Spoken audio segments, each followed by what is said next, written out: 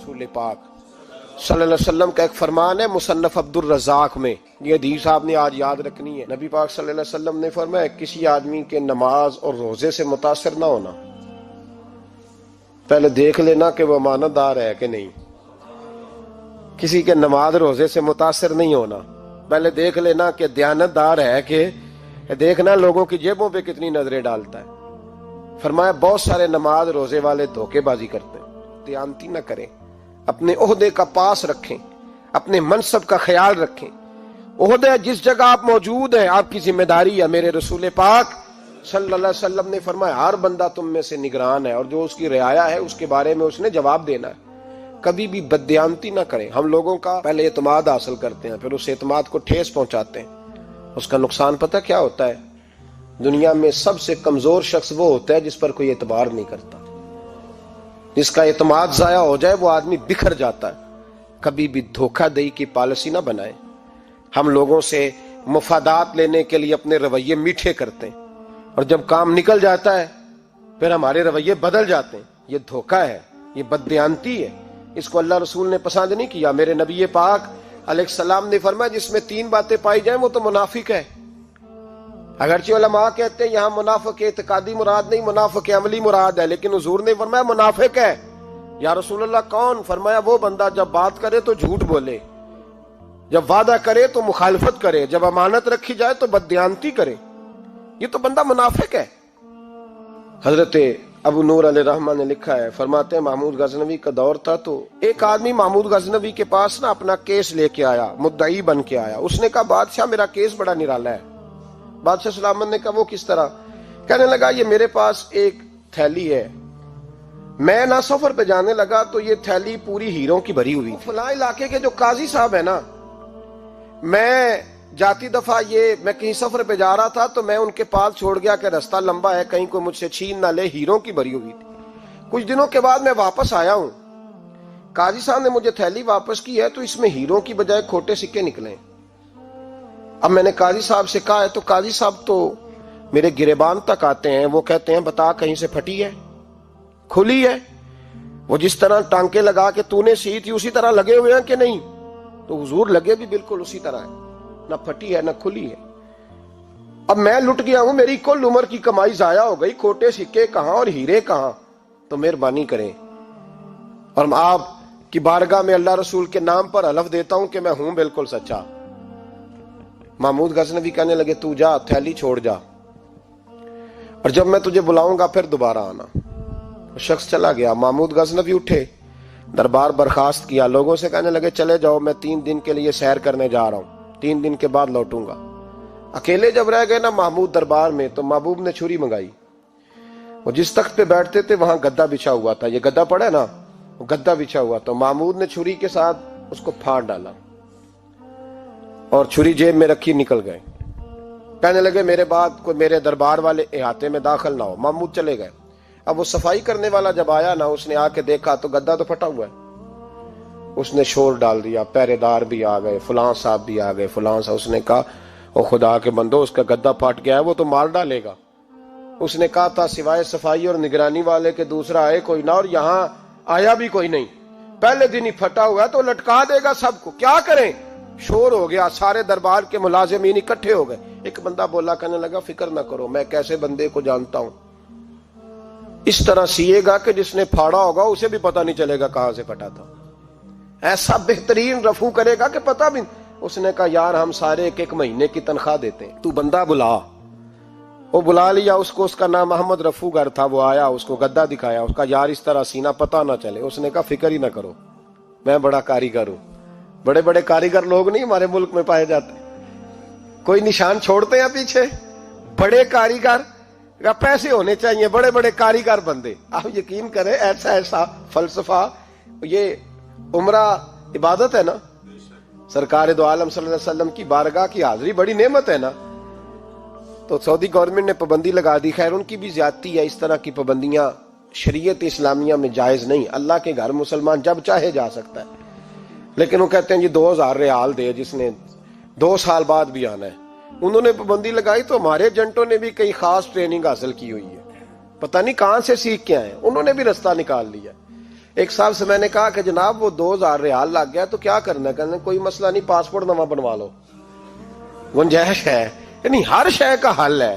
تو میں نے کہا یار اب عمرہ کرنے جاتے وقت بھی بندہ دھوکہ دے کے جائے، اللہ کے گھر جاتے وقت بھی اس طرح کی حرکت کرے، کیا حال ہو گیا؟ ہر چیز کا لوگوں نے حل نکال لیا، ہر چیز کا لوگوں نے سٹائل بنا لی۔ ایسا نہ کریں، یہ درست نہیں۔ احمد رفوگر کہنے لگا اس طرح سیوں گا کہ پھاڑنے والے کو بھی پتہ نہیں۔ ان کا پیسے لے یار تو سی دے۔ اس نے سی دی، اگلے شام ہی لا کے بچھا دیا گدا۔ تیسرے دن بادشاہ سلامت آئے، آ کے پہلی نظر گدے پہ ڈالی، اس نے بلایا سب ملازمین کو، کہا کس نے سیا ہے؟ کہا جناب کیا ہوا؟ کہا یہ پھٹا ہوا تھا۔ کس نے؟ کہا نہیں پھٹا ہی نہیں۔ وہ کہنے لگے بنو بات، میں خود پھاڑ کے گیا تھا، تو بتاؤ صحیح سیا کس نے ہے؟ کہا جناب آپ پھاڑ کے گئے تھے تو بتایا کیوں نہیں؟ فرمانے لگے اسی لیے تو بتایا نہیں تھا کہ تم خود تحقیق کر لو، بلاؤ بتاؤ سیا کس نے۔ تو بلا لیا، احمد رفوگر آ گیا۔ اس کو جب بلا کے سامنے بادشاہ کھڑا کیا، کہا بھئی تم نے سیا ہے؟ کہنے لگا حضور آپ کے سارے ملازم کٹھے ہو کے آئے تھے، میری غلطی کوئی نہیں۔ کہا نہیں یار تو بڑا کاریگر ہے، میں نے اپنے ہاتھ سے پھاڑا تھا پر مجھے بھی نہیں پتا چل رہا کہاں سے پھٹا تھا۔ اچھا یہ بتا یہ تھیلی جو ہے یہ بھی تو نے سی تھی؟ اس نے کہا جی آپ کے خادم کا ہی کارنامہ ہے، وہ فلانے علاقے کے قاضی صاحب آئے تھے، اس میں سے ہیرے نکال کے تو کھوٹے سکے بھرے تھے، تو مجھے بھی تھوڑا سا حصہ ملا تھا۔ محمود نے سارے گواہ بھی اکٹھے کر لیے، ثبوت بھی اکٹھے کر لیے۔ پھر قاضی کو بلایا، پہلے سارے ثبوت اور گواہ کیس حل کر لیا۔ پھر ہمارے ہاں یہ حال ہوتا ہے کہ مدعی 2-3 ہفتے کے بعد خود ہی ہاتھ باندھ جاتا ہے، کہنا تسی میری جان چھڈو، مجرم پھڑو پاوے نہ پڑھو۔ وہ کہتا ہے مجھے معافی دو، میں رہا۔ ظلم ہے نا، ظلم، یہ زیادتی ہے کہ جو بیچارہ اتنے سوال مجرم سے نہیں ہوتے جتنے مدعی سے ہوتے ہیں۔ اب یقین کریں اتنے سوالات ہوتے، بیچارہ ہف جاتا ہے۔ یہ طریقہ درست تو نہیں، ایک لٹ گیا اور دوسرا طرح طرح کے سوالوں کے جواب دیتا پھرے بیچارہ۔ سارے ثبوت اکٹھے کر کے قاضی صاحب کو بلایا، تنہائی میں لے جا کے محمود غزنوی نے کہا قاضی صاحب آپ سے غلطی ہو گئی، غریب آدمی تھا، وہ لٹ گیا ہے، اس نے تو بڑی مشکل سے کچھ ہیرے جمع کیے تھے اور اس کی کل کائنات تھی، تو آپ اس کا مال اسے دے دیں، بات ختم۔ قاضی صاحب کہنے لگے آپ مجھ پہ الزام لگا رہے ہیں، سوال ہی نہیں پیدا ہوتا۔ آپ میری داڑھی دیکھیں، آپ میرا اعزاز دیکھیں، دنیا جانتی ہے میں اس کا۔ قاضی صاحب انسان بھول ہی جاتا ہے، بندہ بھول جاتا ہے، غلطی ہوگی، مال نے کہا نہیں سب کہا میں تنہائی میں پوچھ رہا ہوں، میں اس وقت پوچھ رہا ہوں جب دوسرا موجود کوئی نہیں، آج توبہ کر لے، میں کچھ نہیں کہوں گا، تو میری زبان پہ اعتبار کر، تجھے پتہ ہے میں جو کہتا ہوں اس پہ عمل بھی کرتا ہوں، باز آ جا۔ پر قاضی نے کہا نہیں میری غلطی کوئی نہیں۔ محمود نے پھر بڑے دربار میں بلا لیا، مجمع عام میں۔ مہلت کے دنوں میں جو توبہ کر لے وہ بچ جاتے ہیں، لیکن لوگ رسوائیوں کے دنوں میں پھر واپس لوٹتے ہیں اگلا گھر دیکھ کے، پھر حالات اور طرح کے ہو چکے ہوتے ہیں۔ جب بڑے دربار میں قاضی کو بلایا، بھائی تو مانتا ہے کہ نہیں؟ اس نے کہا نہیں۔ تو کہا بلاؤ احمد رفوگر کو۔ جب وہ احمد رفوگر آیا تو بوڑھے قاضی کی ٹانگیں کانپنے لگی، جملے ٹوٹنے لگے، لفظ زمین پر گرنے لگے، بات صحیح نہیں ہوتی، زبان لڑکھڑانے لگی۔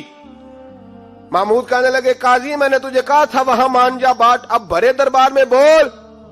تو جب قاضی صاحب کی گردن خود بخود جھک گئی تو دنیا سمجھ گئی، کہا نکل جا میرے دربار سے۔ محمود بولے نکل جا، اتنی تجھے عزت دی، اتنی بڑی تنخواہ دی، قاضی بنایا، اور یہ تھوڑی سی رقم کے لیے، تھوڑی سی رقم کے لیے تو بددیانت ہو گیا، چل چلا جا، نکل۔ قاضی دربار سے نکلا تو لوگ لعنتیں برسانے لگے۔ کل جو دکانیں چھوڑ کے سلوٹ کرنے آتے تھے وہ کہنے لگے اس کی عمر دیکھو، اس کے کام دیکھو، دیکھو اس نے کیا کیا۔ گھر گیا، بچے جن کے لیے پاپ کمایا تھا، جنہاں لی تو پاپ کمائے ہن کتھے نہیں ہو تیرے گھر دے، وہ بچے کہنے لگے ابا جی ہم تو سکول مدرسہ جانے کے قابل نہیں رہے، امید تھی کہ بیوی ساتھ دے گی۔ وہ کہنے لگی میں میکے کیسے جاؤں گی، گلی کی عورتیں طرح طرح کی باتیں بناتی ہیں۔ اور بھائی کامیابیوں کے بڑے سربراہ ہوتے ہیں، کوئی کامیاب ہو جائے تو سارے کہتے ہیں میری سپورٹ سے ہوا ہے، ناکامیاں ہمیشہ یتیم ہوتی ہیں، ناکامیوں کا کوئی سربراہ نہیں ہوتا۔ جب تک تو قاضی تھا تو بڑے بات تھی، ہر بندہ کہتا تھا رشتہ دار ہے، رسوائی ہو گئی تو وہ تیری آنکھ ہو یا سنگ ملامت کی چبھن، کون پہنچا ہے میرے درد کی گہرائی تک، دور شہرت میں تو یاروں نے کیا یاد بہت، ساتھ آیا نہ کوئی کوچے رسوائی تک۔ اور میاں صاحب کہنے لگے ساری عمر ہی آٹا گد ہے، میں لکھاں کیتے نہیں پیڑے، اب وقت آیا ہی تے محمد بخشا کوئی نہیں ہوں بیٹھا نیڑے، حالات ہی بدل گئے۔ قاضی خاموشی سے اندر چلا گیا، اپنی رسوائی سمیٹ کے بستر پہ لیٹا، نہ روٹی کی بھوک لگی، نہ پانی کی پیاس لگی، نہ نیند آئی، ساری رات تڑپتا رہا۔ سویرے گھر والوں نے دروازہ کھولا تو روح پرواز کر گئی تھی، دنیا چھوڑ گیا۔ حضرت ابو نور علیہ رحمہ بولے، فرمانے لگے یاد رکھو کبھی بددیانتی نہ کرنا، کبھی۔ یہ تو محمود غزنوی کی عدالت تھی، قیامت میں رب کریم کی عدالت لگے گی۔